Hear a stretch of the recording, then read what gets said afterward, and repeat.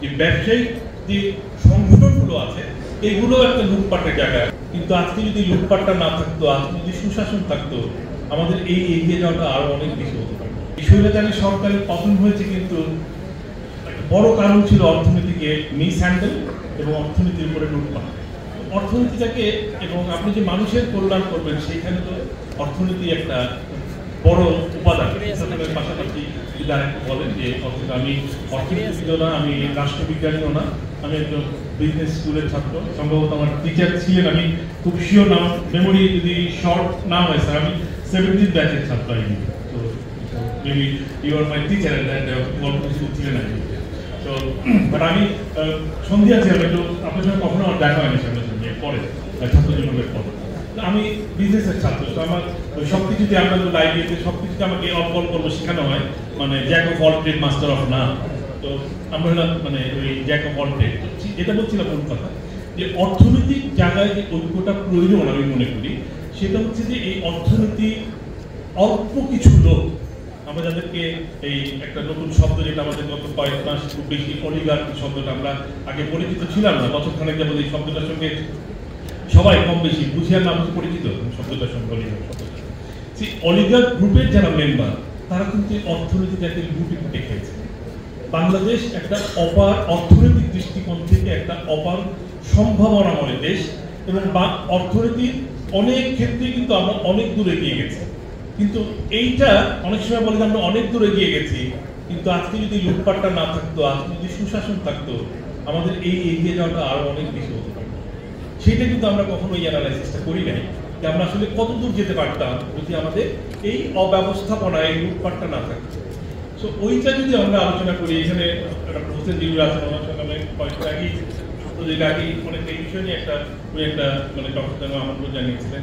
তো এই যে বিষয়টা আমি বলতে চাচ্ছি যে এই সম্ভাবনাটাকে কাজে লাগানোর জন্য যতটা গুরুত্ব পাওয়া দরকার, আমার মনে হয় যে বর্তমান সরকার বা সংস্কার প্রক্রিয়ায় এই এজেন্ডাটা ঠিক ততটা গুরুত্ব পাচ্ছে না। আমি আবারও বলতে চাই বিনয়ের সঙ্গে, maybe I completely wrong, but আমার আন্ডারস্ট্যান্ডিং হচ্ছে এখন পর্যন্ত এটা যতটা গুরুত্বপূর্ণ হওয়া উচিত ছিল ততটা গুরুত্ব পাচ্ছে না।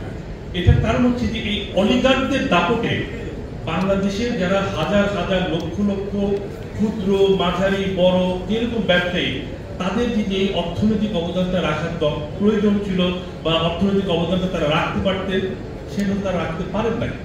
তাদেরকে আজকে ঐক্যবদ্ধ করার কিন্তু প্রয়োজন আছে। ঐক্যবদ্ধ তারাই ছিল, অলিগার্ক ঐক্যবদ্ধ ছিল। আমরা জানি তাদের বিরুদ্ধে মত দিচ্ছিল, একজন আরেকজনকে দেখতে পারতেন না, আমি কাউকে নাম বলছি না, কিন্তু আমরা জানি একজন আরেকজনকে দেখতে পারতেন না। কিন্তু লুটপাট, দখলদারিত্ব, ওই ক্ষেত্রে কিন্তু কোনো কমতি ছিল না।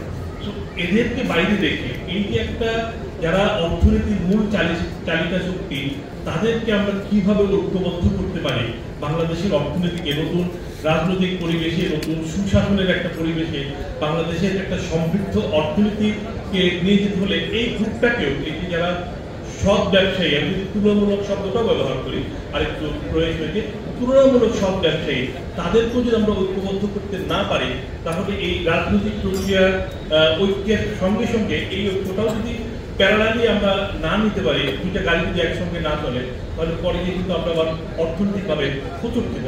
কারণ অর্থনীতিকে আমরা এখন সামগ্রিক বৈশ্বিক অর্থনীতির অংশ, আমরা কিন্তু বিচ্ছিন্ন না, পৃথিবী চলমান। আমি যদি আমার গাড়িটার যদি স্পিড কমে যায়, তাহলে আমি যখন স্পিড দিতে চাইবো তখন হয়তো আমি আর ওই রাস্তাতেই উঠতে পারিনি, এরকম একটা জিনিস হতে পারে।